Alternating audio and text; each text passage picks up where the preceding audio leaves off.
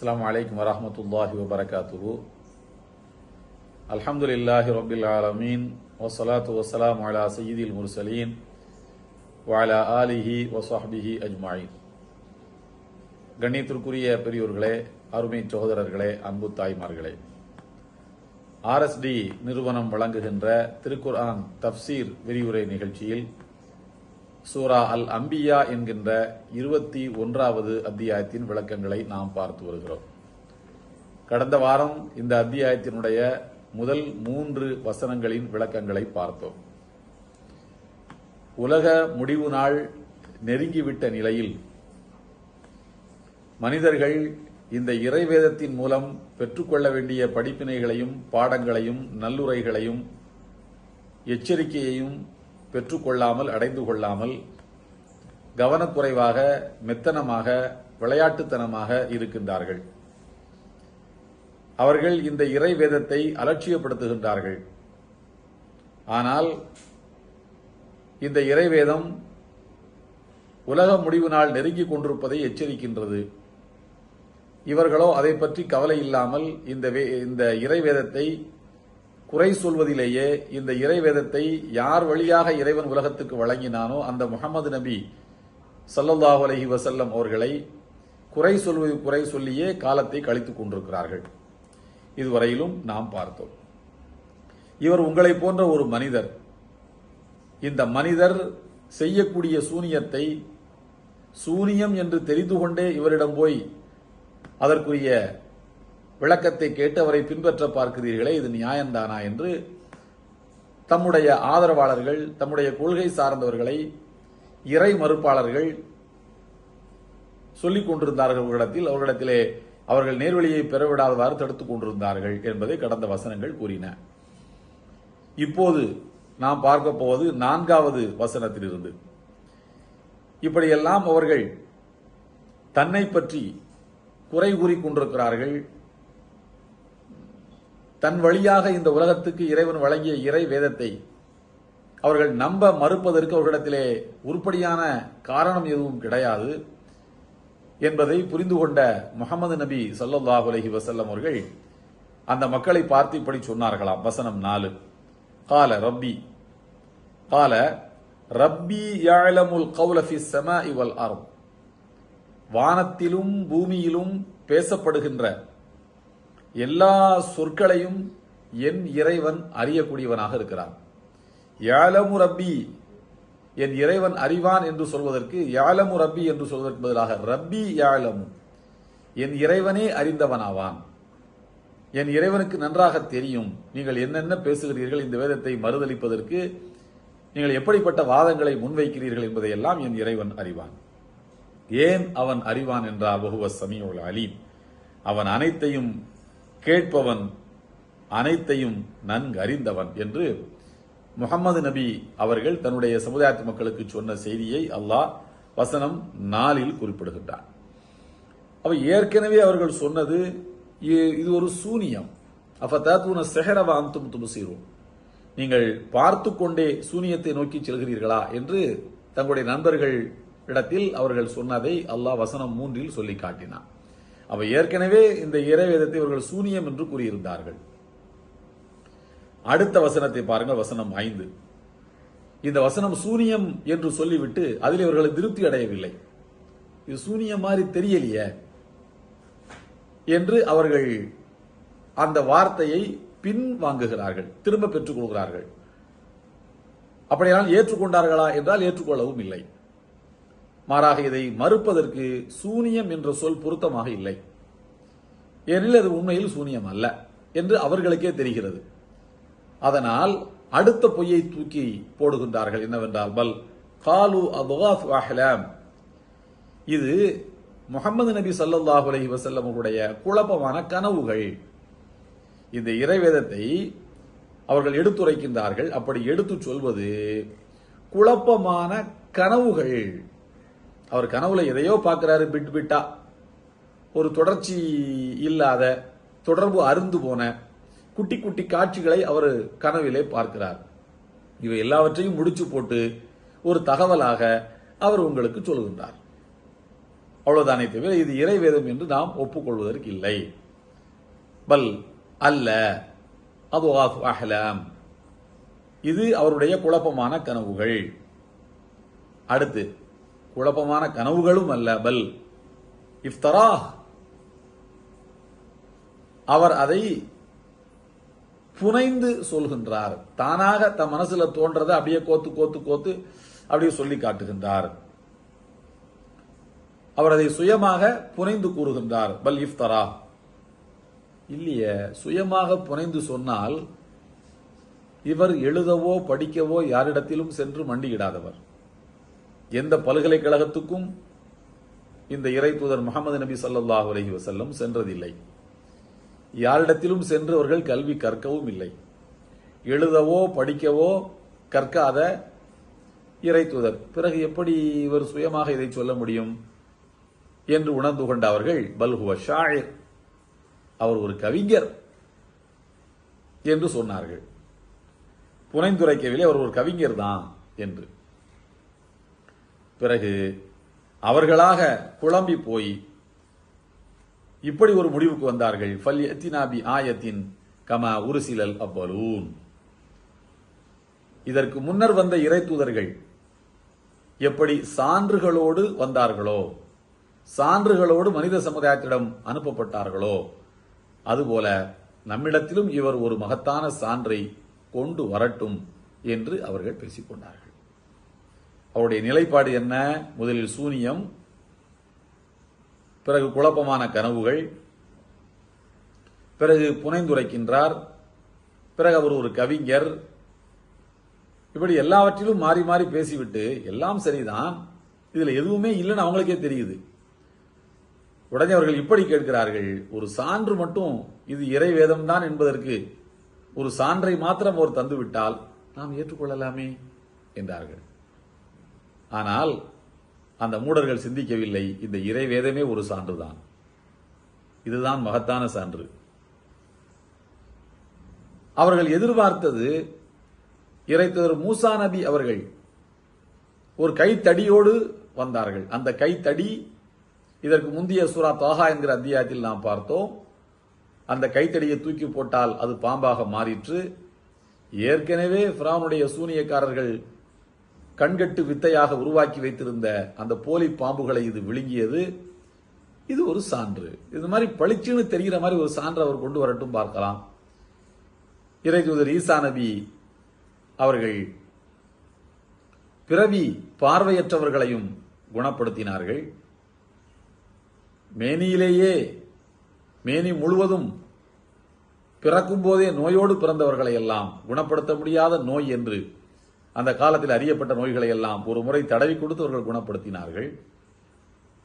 இப்படியெல்லாம் பல சான்றுகளை இறை தூதர் ஈசா கொண்டு வந்தார்கள். அதுபோல இவர் ஒரு சான்றை காட்ட வேண்டாமா என்று நினைத்து கொண்டுதான் அவர்கள் சொன்னார்கள், கம உருசிலல் அவ்வலூன், இதற்கு முன்னர் வந்த இறை தூதர்கள் எப்படி சான்றுகளோடு வந்தார்களோ அதுபோல இவரும் சான்றுகளோடு வந்தால் நாம் ஏற்றுக்கொள்ளலாம் என்று அவர்கள் கூறியதாக வசனம் 5 இறைவன் குறிப்பிடுகிறான். உள்ளபடியே சொன்னால் இந்த இறைவேதமே ஒரு சான்றுதான். எப்படி இந்த இறைவேதம் சான்று? இதற்கு முன்னர் வந்த இறை வேதங்கள் அனைத்தும் ஒரு குறிப்பிட்ட காலத்துக்கு அருளப்பட்டவை. ஒரு குறிப்பிட்ட காலத்துக்கு அருளப்பட்டவை என்பதனால்தான் அவை ஒரு குறிப்பிட்ட காலத்துக்கு பின்னர், எந்த காலத்துக்காக அந்த இறைவேதம் தரப்பட்டதோ அந்த காலத்துக்கு பின்னர் அந்த இறைவேதங்கள் கலப்படத்துக்கு இலக்காயின. அந்த இறைவேதத்தில் தௌராத், இஞ்சில் என்கிற பழைய புதிய ஏற்பாடுகள் இவற்றில் மனித கரங்கள் ஊடாடின. இறை வசனங்கள் என்கிற பேரில் மனித வசனங்கள் திணிக்கப்பட்டன, அதன் வசனங்கள் மாற்றப்பட்டன. விஞ்ஞானம் படையெடுத்து வந்தபோது எங்கள் பைபிளிலும் விஞ்ஞானம் இருக்கிறது என்று மக்களை நம்ப வைப்பதற்காக அந்த காலத்தில் அறியப்பட்ட விஞ்ஞான கருத்துக்களை பைபிளில் புகுத்திவிட்டார்கள். இப்படியாக வேதத்தை காப்பாற்றுகிறோம் என்கிற பெயரில் வேதத்தை அழித்தார்கள். ஆனால் இறைவனின் நாட்டம் என்னவென்றால், எல்லாவற்றிலும் இறைவன் ஒரு நன்மையைத்தான் வைத்திருக்கின்றான். இந்த வேதம் கலப்படமயமானது என்பதில் இருந்தே இது ஒரு குறிப்பிட்ட காலத்துக்குத்தான் என்பது நிரூபணமாகிவிட்டது. எல்லா காலத்துக்குமான வேதம் என்றால் அது கலப்படத்தை ஏற்றுக்கொள்ளாத வேதமாக இருந்திருக்க வேண்டும். அது கலப்படத்தை ஏற்றுக்கொண்டது. மனித கருத்துக்கள் உள்ளே புகுந்த போது அந்த வசனங்களோடு இரண்டரை கலந்து விட்டன. அது எந்த காலம் வரைக்கும் அந்த வேதத்துக்கான காலம் என்று இறைவன் நாடினானோ அது வரைக்கும் அது கலப்படம் இல்லாமல் இருந்தது. அதற்கான காலம் நிறைவுற்ற பிறகு மனிதர்கள் அதிலே கலப்படத்தை சேர்ப்பதை அது அந்த வேதமே ஒத்துக்கொண்டு தன்னை அதற்கேற்றவாறு மாற்றிக்கொள்ளக்கூடிய வகையில் அந்த வேதத்தினுடைய அமைப்புகள் இருந்தன. இதை சையத் சுலைமான் நதுவி அவர்கள் தன்னுடைய உரை ஒன்றில் குறிப்பிடுகிறார்கள். இது இறைவனுடைய நாட்டம்தான் என்று. இன்னொரு முக்கியமான கவனிக்கத்தக்க அம்சம் என்னவென்றால், இதற்கு முந்தைய வேதங்களில் எந்த இடத்திலும், பழைய ஏற்பாட்டிலோ புதிய ஏற்பாட்டிலோ எந்த இடத்திலும் இந்த வேதம் நிரந்தரமானது என்றோ முழு மனித சமுதாயத்துக்கும் உரியது என்றோ இது காலத்தால் அழியாது நாம் அதை பாதுகாப்போம் என்றோ சொல்லப்படவே இல்லை. என்பதிலிருந்து இந்த வேதம் ஒரு குறிப்பிட்ட காலத்துக்கானது, ஒரு குறிப்பிட்ட இனத்துக்கானது. ஏன் அந்த வேதத்திலே இப்படி ஒரு வாசகம் இருக்கிறது. இறைத்தூதர் ஈசா நபி அவர்கள் சொல்வதை போல ஒரு வாக்கியம் இருக்கிறது. என்னவென்றால், பிள்ளைகளுக்கு கொடுக்க வேண்டிய அப்பத்தை நான் நாய்களுக்கு பங்கு வைத்து தருபவன் அல்ல. பிள்ளைகள் என்று அவர் சொல்வது இஸ்ரவேல் சமுதாயத்தை, நாய்கள் என்று அவர் குறிப்பிடுவது இதர சமுதாயத்தினரை. எனவே இது இஸ்ரவேலர்களுக்கானது என்பதும் ஒரு குறிப்பிட்ட காலத்துக்கானதுதான் இந்த வேதங்கள் என்பதும் அந்த வேதத்தினுடைய வாக்கியங்களை வைத்தே நாம் முடிவுக்கு வர வேண்டிய ஒரு கருத்தாக இருக்கிறது. ஆனால் இந்த வேதத்தை, இறை வேதத்தை பொறுத்த அளவில், திருக்குரானை பொறுத்த அளவில் எல்லாம் வல்ல இறைவன் கூறுகிறான், நாம் இந்த வேதத்தை இறக்கி வைத்தோம், நாம் இதை பாதுகாப்போம் என்று. அதனால் தான் இந்த இறைவேதம் இறக்கப்பட்ட நாள் தொடுத்து 1500 ஆண்டுகள் ஆக போகிறது. நபிகள் நாயகம் ஸல்லல்லாஹு அலைஹி வஸல்லம் அவர்கள் பிறந்து 1500 ஆண்டுகள் ஆகின்றன. என்பது நீங்கள் அறிந்த மொழி. கோல்டஸ் டி நகர் எல்கேஎஸ் என்பது புதிய மொழி. தலைமுறை 4 தலைமுறை டி நகர் எல்கேஎஸ். கலையெழில் நகைகள் தரும் கடை டி நகர் எல்கேஎஸ். எழிலென மின்னும் வைர நகை டி நகர் எல்கேஎஸ். எத்தனை டிசைன்களில் உங்கள் எல்கேஎஸ். தலைமுறைகள் போற்றும் பந்தம், தரம், நம்பிக்கை. T Nagar LKS gold house, Chennai. T Nagar LKS gold house.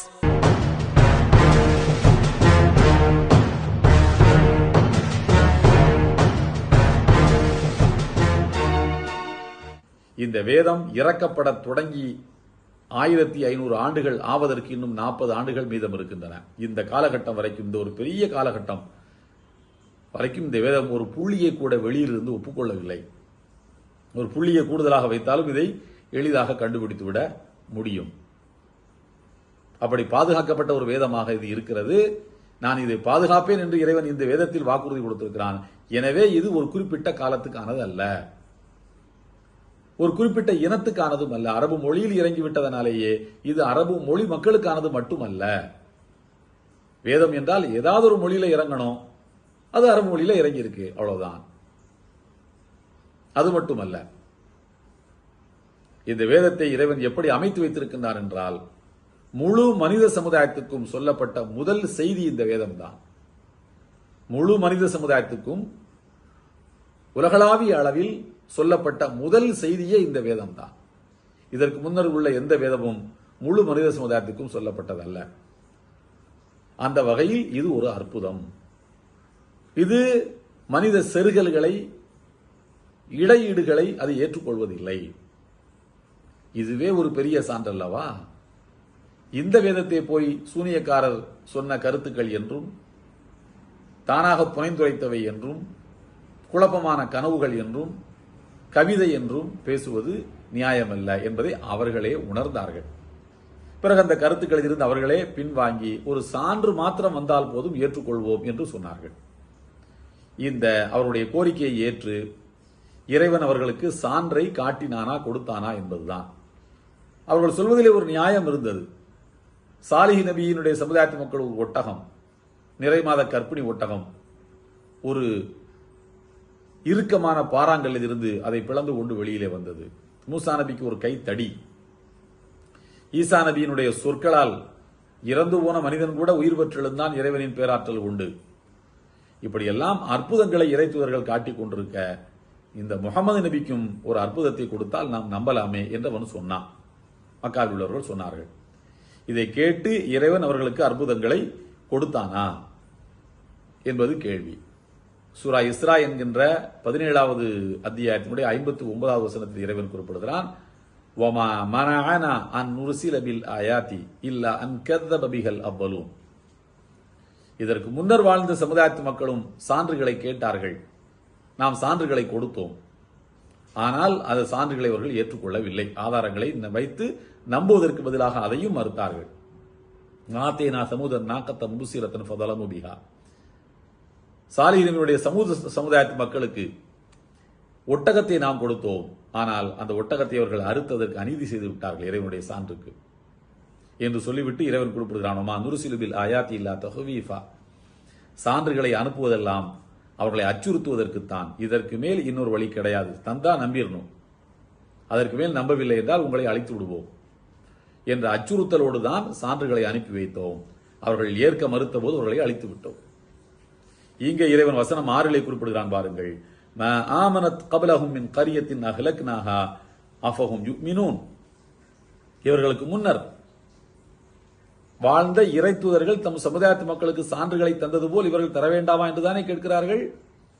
இறைவன் குறிப்பிடுகிறான், இதற்கு முன்னர் வாழ்ந்த சமுதாயத்து மக்கள், சான்றுகள் கொடுக்கப்பட்ட சமுதாயத்து மக்கள் அழிக்கப்பட்டார்கள். ஏன் அழிக்கப்பட்டார்கள் என்றால் அவர்கள் அந்த சான்றுகளை வைத்து அந்த இறை தூதரை நம்பவில்லை. இவர்களுக்கு முன்னர் நான் அழித்த எந்த ஊர்க்காரர்களும் சான்றுகள் கொடுக்கப்பட்ட போது நம்பவில்லை. அஃபஹும் யுமினூன், இவர்களா நம்ப போகிறார்கள்? எல்லாம் மனிதன் தானே. இப்படித்தான் மனமுரண்டாக எதையாவது கேட்பார்கள். இதை வந்தால் நம்பிவிடலாம், அதை ஏன் நபிகள் நாயகம் ஸல்லல்லாஹு அலைஹி வஸல்லம் சான்றுகளை காட்டவில்லையா? காட்டத்தான் செய்தார்கள். என்ன சான்றுகளை காட்டினார்கள்? நாம் நபிமொழிகளில் பார்த்தால் சுமார் அதை 10 வகையான ஆதாரங்கள் என்று அவை நாம் வகைப்படுத்தலாம். 10 சான்றுகள் நாம் கூற முடியும்.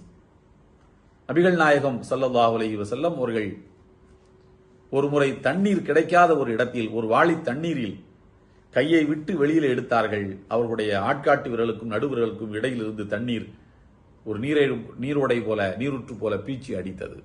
இதை தோழர்கள் அனைவரும் கண்டார்கள். இது ஒரு சான்று. நபிகள் நாயகம் ஸல்லல்லாஹு அலைஹி வஸல்லம் ஒரு முறை உணவு தட்டில் உணவு சாப்பிட முற்பட்ட அந்த உணவு இறைவனை துதித்துக் கொண்டிருப்பதை தோழர்களும் கேட்டார்கள். ஒரு முறை அவர்களுக்கு ஒரு கல் சலாம் கூறியது. இன்னில் ஆரிஃபு ஹஜரன், எனக்கு ஒரு கல்லை தெரியும், அந்த கல் எனக்கு எப்போதும் சலாம் சொல்லும் என்றார்கள் நபிகள் நாயகம் ஸல்லல்லாஹு அலைஹி வஸல்லம். ஒரு ஒட்டகம் தன்னுடைய உரிமையாளர் ஓனர் தனக்கு ஒழுங்காக சாப்பாடு போடுவதில்லை என்று நபிகள் நாயகம் ஸல்லல்லாஹு அலைஹி வஸல்லம் வந்து புகார் சொன்ன செய்தியை தோழர்களே அறிவிக்கின்றார்கள். சந்திரன் பிளந்ததை பலரும் பார்த்தார்கள். நோயாளிகள் நபிகள் நாயகம் ஸல்லல்லாஹு அலைஹி வஸல்லம் ஒரு கை தடவலின் மூலம் ஒரு எச்சிலை எடுத்து தடவுவதன் மூலம் குணம் பெற்றார்கள்.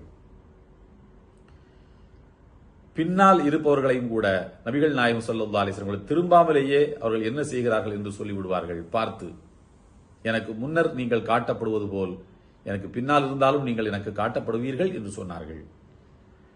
அதே போல ஒரு மரம் வந்து நபிகள் நாயகம் ஸல்லல்லாஹு அலைஹி வஸல்லம் அவர்கள் கூப்பிட்டோன்னே அங்கிருந்து வான் கூப்பிட்டா மரம் வந்துச்சு. இதெல்லாம் தோழர்கள் பார்த்த நிகழ்வுகள். குறைந்த உணவுப் பொருள், ஒரு 3-4 பேருக்கு போதுமான அளவுக்கான உணவுப் பொருள் சுமார் ஒரு 1000 பேர் சாப்பிடக்கூடிய அளவுக்கு பல்கி பெருகியது. இதை தோழர்கள் அனுபவித்து உணர்ந்தார்கள். ஹிஜ்ரத் நிகழ்வின் போது வறட்சியான வயிறு ஒட்டி போன ஒரு ஆட்டுக்குட்டியினுடைய மடியில் இருந்து நபிகள் நாயகம் ஸல்லல்லாஹு அலைஹி வஸல்லம் பால் சுரந்தார்கள். அவர்களுக்காக பால் சுரந்தது. இப்படி எல்லாம் காட்சிகள் பல உண்டு, சான்றுகள் பல உண்டு. நம்பக்கூடியவனுக்கு ஒரு சான்று போதும், நம்பாதவனுக்கு 1000 சான்றுகள் கூட போதாது. எல்லாவற்றுக்கும் பிறகு சான்றுகளை காட்டியதற்கு பிறகு அவர்கள் என்ன குறிப்பிட்டார்கள் என்றால், ஒரு மலக்கு வந்திருக்க கூடாதா? ஒரு மலக்கு இறை தூதராக வந்திருக்க கூடாதா என்று அவர்கள் பிதற்றினார்கள். இதற்கு எல்லாம் வல்ல இறைவன் வசனம் 7 பதிலளிக்கின்றான். வமா அர்சல்னா கவலக்க இல்லா ரிஜாலன் நூஹி இலைஹி. இதை உங்களுக்கு முன்னர் நபியே நாம் அந்த மக்களுக்கு தூதர்களாக அனுப்பியது எல்லாம், வேத அறிவிப்பை வழங்கி தூதர்களாக நாம் அனுப்பியதெல்லாம் யாரைன்னு கேட்டா ஆண்களைத்தான். ரிஜால், ஆண்களைத்தான் அனுப்பி இருக்கின்றோம். ஏனென்றால் இது ஒரு பொறுப்பு. இந்த மிகப்பெரிய பொறுப்பை ஏற்றுக்கொண்ட மனிதர்களை சமுதாயம் வஞ்சிக்கும், துன்புறுத்தும், கொடுமைப்படுத்தும், ஏற்றுக்கொள்ள மறுக்கும். பெண்கள் என்றால் அந்த காலத்தில் இரண்டாந்தர குடிமக்களாக நடத்தப்பட்ட ஒரு சமுதாய அமைப்பில் பெண்களை இறை தூதராக அனுப்புவது என்பது மேலும் அந்த கொள்கைக்கு பின்னடைவாக அமையும், அந்த மக்களுடைய மனநிலையிலிருந்து பார்த்தால். எனவே ஆண்களைத்தான் எல்லாம் வல்ல இறைவன் திருத்தூதராக அனுப்பி வைத்தான். அது அந்த மக்கள் ஏற்றுக்கொள்வதற்கு வசதியாக இருக்கட்டும் என்பதற்காக. ஒருவேளை அந்த மக்கள் முரட்டுத்தனமாக இருந்தால் அதை தாங்கிக் கொள்ள வேண்டும் என்பதற்காக வேண்டி ஆண்களைத்தான் நாம் அனுப்பினோம் என்று சொல்வதன் மூலம் எல்லாம் வல்ல இறைவன் இங்கே உணர்த்த விரும்புவது என்னவென்றால், மலாயிக்கத் என்கிற அந்த வார்த்தை ஃபெமினின் ஜெண்டர், பெண்பால் வாசகம். எனவே ஆண்களைத்தான் தூதர்களாக அனுப்பினோம் என்று சொல்வது வார்த்தையில் கூட பெண்பாலாக இருக்கக்கூடிய மலக்குகளை நாம் தூதராக அனுப்பவில்லை, மனிதர்களுக்கு தூதராக அனுப்பவில்லை. மலக்குகளை நபிமார்களுக்கும் தனக்கும் இடையில் இறைவன் தூதர்களாக வைத்துக் கொண்டான். ஜிப்ரீல் அலைஹிஸ்ஸலாம் அவர்கள் ரசூலுல்லாஹ்வுக்கும் அல்லாஹ்வுக்கும் இடையிலான தூதர். அது பெண்பால் வாசகம் மலாயிக்கத்து என்பது. இப்படி ஒரு பெரிய இடத்தில் அவர்களை மலக்கு நபிமார்களுக்கும் தனக்கும் இடையில் தூதர்களாக மலக்குகளை வைத்த இறைவன் அதற்கு அடுத்த நிலையில் இருக்கக்கூடிய மனித சமுதாயத்துக்கும் தனக்கும் இடையிலான தூதர்களாக ஏன் ஆண்களை வைத்தான் என்றால், அந்த மனிதனுடைய கேரக்டர் அப்படிப்பட்டது. ஏற்றுக்கொள்ள மாட்டான், மனமுரண்டு செய்வான், துன்புறுத்துவான், அடிப்பான், காயப்படுத்துவான், சித்திரவதைகளை செய்வான். எல்லாவற்றையும் தாங்கிக் கொண்டு மன உறுதியோடு நிற்பதற்கு இந்த சுபாவம் கொண்ட ஆண்களை ஏற்றமானவர்கள் என்று இறைவன் கருதினான். மலக்குமார்கள் ஆண்களும் அல்ல, பெண்களும் அல்ல, உணவு உண்ணக்கூடியவர்களும் அல்ல, தண்ணீர் பருகுபவர்களும் அல்ல, ஆசாபாசங்களுக்கு அப்பாற்பட்டவர்கள், தாம்பத்திய வாழ்க்கை கொள்பவர்களும் அல்ல, ஒளியினால் படைக்கப்பட்டவர்கள். அந்த வாசகம் பெண்பால் வாசகம். மலாக்குமார்களை இதை வைத்துக் கொண்டுதான் அல்லாஹ்வின் பெண் பிள்ளைகள் என்று அவர்கள் சொன்னார்கள். வல் மலாயிகத்து மனாத்துல்லா என்று சொன்னார்கள், அல்லாஹ்வின் பெண் பிள்ளைகள் என்று. அப்போதுதான் இறைவன் திருப்பி கேட்டான், அலக்கும் தக்கரு வலகுல் உன்சா தில்க இதன் கிஸ்மத்தும் தீஸா. நீ மாத்திரம் பெண் குழந்தைகள் பிறந்தால் புதைப்பாய், ஆண் குழந்தைகளான் வேண்டும் என்று ஆசைப்படுவாய். அந்த காலத்தில் அரபுக்களின் நிலையை சுட்டிக்காட்டி, உனக்கு ஆண் குழந்தை வேண்டும், இறைவனுக்கு சேர்ப்பது என்றால் நீ பெண் குழந்தையை இறைவனுக்கு சேர்ப்பாயோ? இது அநீதியான ஒரு பங்கீடு அல்லவா என்று இறைவன் எதிர்வாதங்களை வைத்தான். எனவே இந்த மலாயிகத்து என்கிற வார்த்தை ஃபெமினின் ஜெண்டர் என்கிற அடிப்படையில் இந்த வாதம் வைக்கப்படுகிறது, அவ்வளவுதான். ஆனால் மலக்குமார்களுக்கு ஆண் பெண் பேதத்துக்கு அப்பாற்பட்டவர்கள், உணவு தேவையற்றவர்கள், உடல் தேவையற்றவர்கள், இச்சைகள் அற்றவர்கள், ஒரு குறிப்பிட்ட உருவத்துக்குள் மட்டும் சிக்கிக் கொள்பவர்கள் அல்ல, எல்லா வகையான கண்ணியமான உருவங்களோடும் வரக்கூடிய ஆற்றலை இறைவன் அவர்களுக்கு கொடுத்திருந்தார். இப்போது இறைவன் கூறுகிறான், அர்சல்னா கவலுக்கு இல்லா ரிஜாலன் நுஹி இலைஹிம். உங்களுக்கு முன்னர் நபியை நாம் அனுப்பியதெல்லாம், வஹி கொடுத்து அனுப்பியதெல்லாம் ஆண்களைத்தான் என்று கூறிவிட்டு ஃபஸ்அலு அஹ்ல ذிக்ரி இன் குன்தும் லா தஅலமூன். இதை நீங்கள் அறியாதவர்களாக இருப்பீர்களானால் வேத அறிவுடையவர்களிடம் இதை கேட்டு தெரிந்து கொள்ளுங்கள். இன் குன்தும் லா தஅலமூன். உங்களுக்கு இது தெரியல, விளக்கம் இது சம்பந்தமான விளக்கம் உங்களுக்கு இல்லை என்று சொன்னால் நீங்கள் கேட்டு தெரிந்து. ஃபஸ்அலு என்பது பன்மை சொல். மக்களே நீங்கள் கேட்டு தெரிஞ்சுக்கிடுங்க. உங்களுக்கு விவரம் தெரியலையா? முன்னால வாழ்ந்த இறை தூதர்கள் சான்றுகளை கொண்டு வந்தது போல் இந்த இறை தூதர்கள் சான்றுகளை கொண்டு வரக்கூடாதான்னு கேட்குறீங்க. ஆனால் மலக்குகளை தூதராக அனுப்பக்கூடாதான்னு கேட்குறீங்க. இறைவன் என்ன சொல்கிறான்? அங்க மாத்திரம் நீங்கள் முன்மாதிரியை காட்டுகிறீர்கள், அந்த மாதிரி சான்றுகள் வேண்டும். ஆனால் எந்த காலகட்டத்தில் பெண்கள் தூதராக வந்திருக்கிறார்கள்? இல்லை அல்லவா? அப்ப மாத்திரம் அங்க மரபுகளை பற்றி நீங்கள் பேசுவதில்லை. அங்கே நீங்க புதுமை வேண்டும் என்கிறீர்களே, மலக்கு தான் தூதரா வரணுங்கிறீங்களே. மரபு என்றால் 2 சைடு மரபை கடைபிடிங்க. இங்க எங்க பெண்கள் தூதரா இருக்காங்க? இல்லையே. ஃபஸ்அலு அஹ்ல திக்ர், உங்களுக்கு வேண்டுமானால் வேதம் கொடுக்கப்பட்ட மக்களை பார்த்து மக்களிடத்தில் நீங்கள் கேட்டுக்கொள்ளுங்கள், விவரம் தெரிந்தவர்களிடத்தில் கேட்டு தெரிந்து கொள்ளுங்கள். இன் குந்தும் தஅலமூன், உங்களுக்கு தெரியவில்லைன்னு சொன்னா மொத்தத்தில் உங்களுக்கு மனமுரண்டாக இந்த வேதத்தை மறுக்க வேண்டும் என்பதை தவிர வேறு நோக்கம் எதுவும் உங்களுக்கு கிடையாது. நமக்கு ஒன்றும் பிரச்சனை இல்லை. இறைவன் சொல்வது இதுதான். சான்றுகளை காட்டுவது ஒன்று நமக்கு சிரமமான ஒன்றல்ல, மிகவும் எளிதான ஒன்றுதான். அது ஒன்றும் பாரம் கிடையாது, சிரமம் கிடையாது. என்ன என்றால், நாம சான்றுகளை காட்டிவிட்டால் நீங்க நம்பணும். நம்பலைன்னா அழிச்சிருவோம். எப்படி சமூது கூட்டம் அழிக்கப்பட்டதோ, எப்படி ஃபிரௌன் அழிக்கப்பட்டானோ, எப்படி இதர சமுதாயத்து மக்கள் சான்றுகளை காட்டிய பிறகு நம்பவில்லை என்பதற்காக அழிக்கப்பட்டார்கள், அது போன்ற நிலை உங்களுக்கு வந்துவிடும். எச்சரிக்கை என்று எல்லாம் வல்ல இறைவன் குறிப்பிட்டு, மனஅனா அன் நுர்சில பில் ஆயாத்தி, நாம் சான்றுகளை தருவதற்கு எது தடையாக இருக்கிறது என்றால், இல்லான் கதப பிஹல் அவ்வலூன், முன்னோர்கள் மறுத்ததுதான். அதனால நீங்களும் மறுத்தீங்கன்னா அழிய வேண்டியதுதான். அதனால உங்க மேல இறக்கப்பட்டு சான்றுகளை காட்டாம இருக்கிறேன், நீ ஏதோ நம்மளால முடியாதுன்னு நினைச்சிட்டு இருக்கிற என்று எல்லாம் வல்ல இறைவன் இந்த வசனங்களில் சொல்லி காட்டுகிறான். இன்ஷா அல்லாஹ் இதற்கு அடுத்து வரக்கூடிய வசனங்களின் விளக்கங்களை வரக்கூடிய வாரங்களில் நாம் பார்க்கலாம். எல்லாம் வல்ல ஏக இறைவனுடைய அன்பும் அருளும் நம் அனைவர் மீதும் என்றும் நிலவட்டும்.